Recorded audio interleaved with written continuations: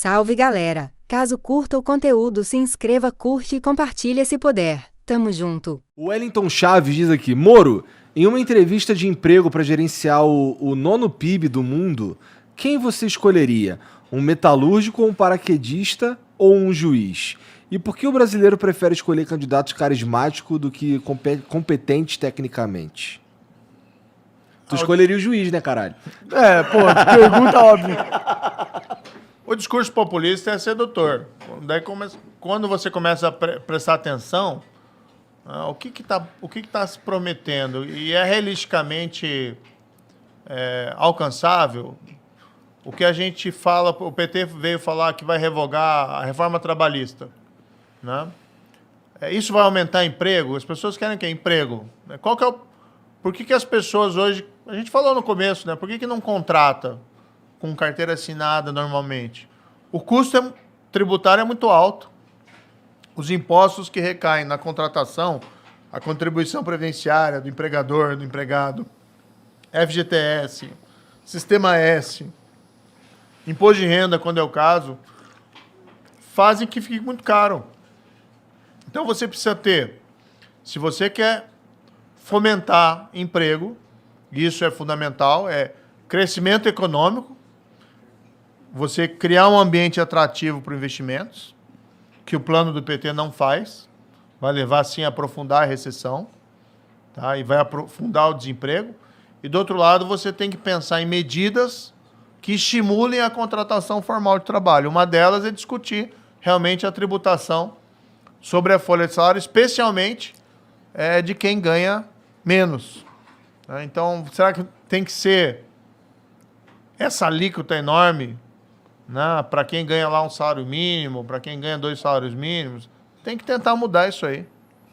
Então, acho que, respondendo à pergunta, infelizmente o discurso populista, aquele que fala que vai cair maná do céu, vai jorrar mel, né, pelos rios, e todo mundo vai ter uma picanha na mesa... Bob vai voltar a comer picanha. Bom, mas uma coisa que é difícil também de negar... Esse discurso é sedutor, mas a gente sabe que não resolve. O governo do PT acabou em recessão, com desemprego, fome, dificuldade em 2014, 2016. Não, esse foi o Bolsonaro, cara. Bolsonaro que acabou com o Brasil. O PT não fez nada, mano.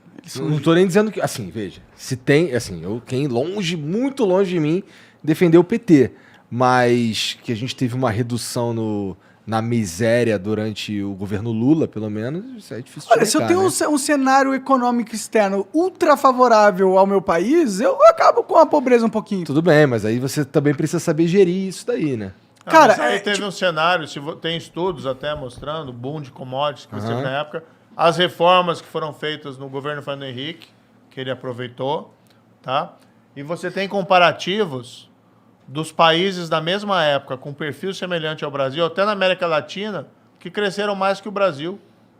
Entendeu? Então, assim, será que... Teve coisas boas. Acho que tem, por exemplo, o Bolsa Família. ProUni. Né? É importante o Bolsa Família, lá que foi ampliação, mas veio o quê? O Bolsa Escola, que ampliou. Né? Agora você tem esse Auxílio Brasil que ampliou. Então, assim, você reconhecer que teve políticas que foram relevantes, que são importantes, sim, mas não reconhecer as limitações, né, o bom que teve, mas o ruim que veio junto. Você precisa ter todo aquele escândalo de corrupção. Com certeza. Você precisa ter a recessão de 2014, 2016, que ela começou a ser plantada no governo do Lula, tá? Especialmente ali no segundo mandato. Quando ele resolveu assumir a condução da política econômica, saiu o Palocci, que teve lá um escândalo lá na época do Caseiro, não sei o quê. Quando saiu o Palocci e ele assume a condução da política econômica, falam que foi o Guido Mantega, mas foi ele que assumiu, né? O Guido Mantega fazia o que ele dizia que tinha que fazer, a coisa foi desgringolando. Até que chegou e estourou lá 2014, 2016, que é a maior recessão da história. O PIB não caiu, como caiu em 2014, 2016, durante a pandemia. Foi mais do que a pandemia. Ou seja, o governo do PT conseguiu derrubar a economia no final num montante maior do que a economia foi derrubada agora pelo vírus, pela pandemia mundial. Isso resulta em mortes também, na minha opinião, viu? Derrubar Sim. a economia, suicídios, o caralho. Então, olha ali o cenário. Puxa, como é que acabou? Não acabou bem. E quando ele fala em voltar agora, repetir as mesmas políticas, vai acabar bem? Não, Não vai. infelizmente. Eu não sei nem se ele consegue terminar o mandato se ele se eleger. Pra ser sincero.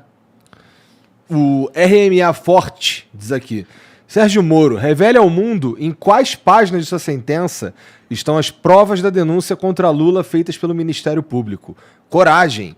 As provas da denúncia, como manda a lei, não são suas opiniões ou suas combinações com Deltan. Ih! Aí é Lacrou. que a gente já discutiu, né? Você teve os maiores escândalos de corrupção da história no governo Lula. Você tem lá todo aquele esquema dentro da Petrobras, diretores nomeados pelo Lula. Você tem daí a questão lá do sítio, do triplex. E vamos colocar aqui, não é minha sentença, né? É sentença que foi confirmada pelo Tribunal em Porto Alegre, que depois foi confirmada pelo STJ. O Lula só foi preso porque o Supremo autorizou.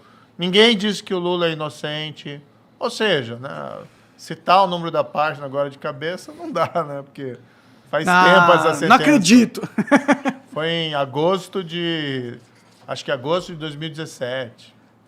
E Não, depois Lula- teve a colega, né? Teve a colega juíza lá, corajosa, né? Gabriela Hart, lá de Curitiba, que também sentenciou e condenou ele no caso do sítio.